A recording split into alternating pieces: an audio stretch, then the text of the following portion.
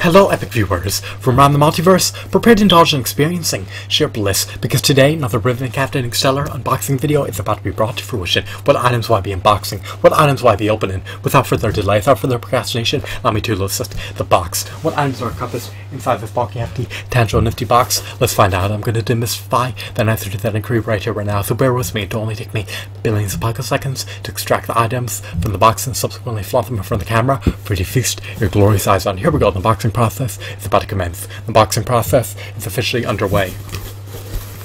Now, before we render the contents of the box transparent, I just wanted to apprise you that this is the fourth and final part of my unboxing of the Irwin Toys Dragon Ball Z action figure lot. So if you've yet to check out the previous parts, then by all means do so if you relish and love the Dragon Ball Z series. However, if you detest and disdain the Dragon Ball Z series, and perhaps you may want to desist from checking out those videos. So, implement decisions based on your own volition.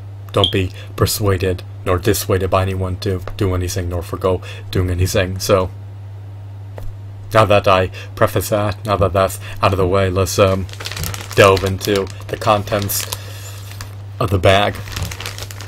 So, we have a plethora of action figures wrapped in tissue paper. The first action figure is the one and only revered, illustrious Vegeta. He's imbued with rage, he's imbued with fury, he looks irate, he looks agitated, he lacks finger joint articulation, he lacks articulation in the elbow joints, and he even lacks elbow joints. He also is devoid of a diaphragm joint. He lacks peg holes embedded in the bottom of his feet.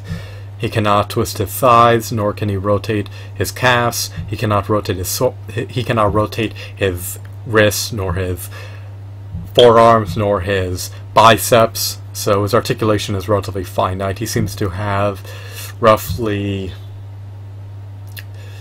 7 points of articulation. Is it unfortunate? Is it a calamity? I mean, I can cope with it. I love the character. I love his design. I love his deco. I love his hues. I love his sculpt. I love his shadings. I love his textures. I truly can't complain I truly can't complain considering that I purchased him for under $4. So, as a figurine priced under $4, you really can't go wrong buying him if you're an avid, devout Dragon Ball Z fan. So here's Vegeta donning here's Vegeta donning Saiyan armor rather than Super Saiyan armor. But the Saiyan armor can be utilized for multiple purposes. It's versatile. It can even expand. This armor cannot be detached. But I love this armor. I love this attire. I love these aesthetics. I love this wardrobe. I truly love the essence of this character. I truly love what this figurine embodies. Unfortunately, he has some minor scuffs. The paint is beginning to rub off, but irrespective of his age, he's in excellent condition. He hasn't depreciated too badly, or too much, I should say. The hair is not marred with scratches, nor scuffs, nor dings, nor dents. The body's practically in pristine condition. There are some minor scuffs that you could pinpoint if you have this figure illuminated. However, if you're not very meticulous, if you're more carefree, then perhaps these minor scuffs won't bother you too much. Now, unfortunately, the hands are not oriented sideways, so they're positioned horizontally. I mean, this is a bit of a grievance, this is a bit of an annoyance, but it's not the end of the world. I always prefer if my action figures have fisted hands, and if their hands are oriented sideways, if they lack a modicum of a wrist swivel. But even without a wrist swivel, I mean, I guess this is doable. He's under $4, I can't complain. I love the exquisite design, and perhaps he would consider it too bland to be a wardrobe, but yeah, perhaps I'm embellishing this figurine, perhaps I'm exaggerating a bit about this figurine's deco, but I just love the tire that adorns his body. I love the tire that he's donning. I mean, it's truly epic. So I love the Super Saiyan characters. I love the Saiyan species, and it just resonates eminently well with me. So Vegeta is one of my favorite Dragon Ball Z characters. I also love Android 16, and I love Goku. I thought Perfect Cell was a quintessential villain. Here we have Krillin's wife, the maiden, the heir of Krillin's fortune, the one and only notorious Android 18. She was absorbed by Cell, and then she was discharged from his body later in the series. Gohan's punch or kick, I believe it was a punch, prompted Cell to regurgitate her, so she was regurgitated from Cell's body. But the only complaint I have is that articulation is finite. She only has 5 points of articulation. She actually only has 6 points of articulation. Unlike Vegeta, she actually has a waist swivel, so that's always a plus. Her pelvis is obscured by her skirt. She luckily has one, but it's hard to tell whether or not she has a bulky one. She luckily doesn't. She luckily has a dainty, flimsy one. But my main complaints are that she has an open hand. There's apertures between her fingers. What else? She lacks elbow joints. She lacks knee joints. She lacks an ankle pivot. She lacks a diaphragm joint. Her head is now relegated to a disc joint. Her skirt encumbers her leg articulation. She's donning the classic Android 18 uniform, the default uniform. Not bad per se. She looks like a Western female, even though she's an android. But I love the fact that they have the red ribbon symbol, or the red ribbon emblem. So it's always good when your action figures have insignias, logos, symbols, emblems. The more the merrier. The more nitty-gritty details, the better. Especially if you love scrutinizing your figurines. So decent figurine stands anywhere from 4 to 5 inches tall, perhaps 4.5 inches tall. Is she taller than Vegeta? I do not know. That is an enigma. No, Vegeta towers over her. She's dwarfed by Vegeta. So not that much shorter though, but shorter nonetheless. So not a bad figurine, decent. I just would have, if she had 2 fisted hands, it would have truly augmented her, but that's not the case in this context. But even with her flaws, she still has tremendous merit. So here's the last figurine. This feels like a Krillin figurine, and I was right. So based on the exterior of the sculpt, I could tell that this is a Krillin figurine. I already possess this figurine. I may possess 3 versions. Sorry about that. I may possess actually. This is actually a duplicate figure of one I already possess.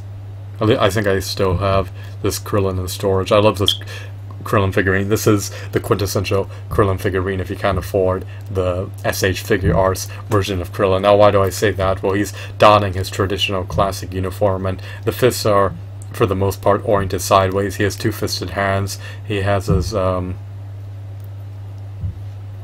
these wrist guards, or these sweatbands. I think they're sweatbands. He also has this belt. He has this black belt over here, and I just love the orange attire. I love the orange tinge. It's just aesthetically appealing. Of course, he has the logo from Master Roshi, denoting that he was a pupil of the Hermit, or what is it, the Kame School. I mean, I forgot the name. I don't recollect the name. But he was a disciple of, I should say he is a disciple of Master Roshi. In Dragon Ball Z, in Dragon Ball Super, he's not deceased yet, but I wouldn't be surprised if he does succumb to death. It's unfortunate that he's not really a brawler anymore, nor a fighter. He's mostly retired. You get to see him fight a bit in the revival of F-Movie, and what else does he do? He also, in the Saiyan saga, was able to decimate the Cybermen, and what else? He was also able to fend off against Frieza before Goku arrived. He also engaged in a little bout against Kid Buu and Imperfect Cell, so he has minor fights every now and then, but he's not one of the major contenders. He's not one of the major fighters. So you'll see Krillin fight occasionally from time to time, but it's truly an anomaly. It's truly scarce, and don't expect to see it often. Now, the final figurine in the bag is Kid Goku from Dragon Ball GT. Definitely not my favorite figure. I prefer the adult Goku figure, but this figurine is okay for $4 figurine. I mean, I really can't complain. Decent design, decent aesthetics. This figurine was churned out by Jakks Pacific. The other figurines, I believe, were churned out by Irwin Toy. So we have a Jakks Pacific figurine within the lot, and I'm just taking a gander at them right now. I just wanted to verify my statements. This figurine is not really an upgrade over the Irwin Toys figures, because he lacks articulation in his elbow joints. He lacks elbow joints. He lacks knee joints. His articulation is relatively finite. I mean, this figurine seems to only have roughly 6 points of articulation. So that's what I would estimate. And this figurine has probably closer to 7 points of articulation. So considering that the Irwin Toys figurine trumps Jakks Pacific figurine articulation wise, I mean, it's not that much of an upgrade switching from Jakks Pacific to Irwin Toys. Now, I did buy the Irwin Toys Dragon Ball Z figures as well as the Jakks Pacific Dragon Ball Z figures, and the Jakks Pacific Dragon Ball Z figurines typically have articulation in the elbow joints, but it's not always the case. So in this example, this Jakks Pacific figurine lacks articulation in the elbow joints, so you don't always get more bang for your buck with the Jakks Pacific Dragon Ball Z action figures. They also may command heftier retail prices. I mean, it all depends. So even if these figurines are more static, even if their articulation is more finite, even if they have less latitude for articulation, it's still not that much of an upgrade. What I love about Jakks Pacific is that they were able to churn out figurines of King Cold and Bardock. So we got action figures of characters such as Shinron and Omega Shinron that we've never had in action figure form, or never had in action figure form with decent articulation. I know that there was I think there was an Omega Shinron that was churned out in the 1990s, but who knows. So I just would have preferred if this figurine had more articulation, but the details are not bad. He truly captures Goku's Dragon Ball GT appearance. So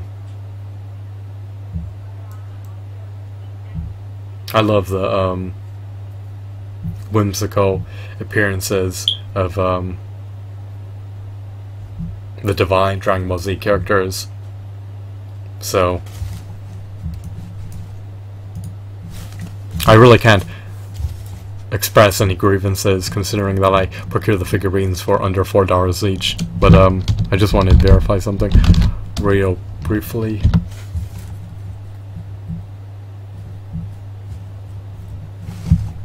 Just bear with me one brief moment.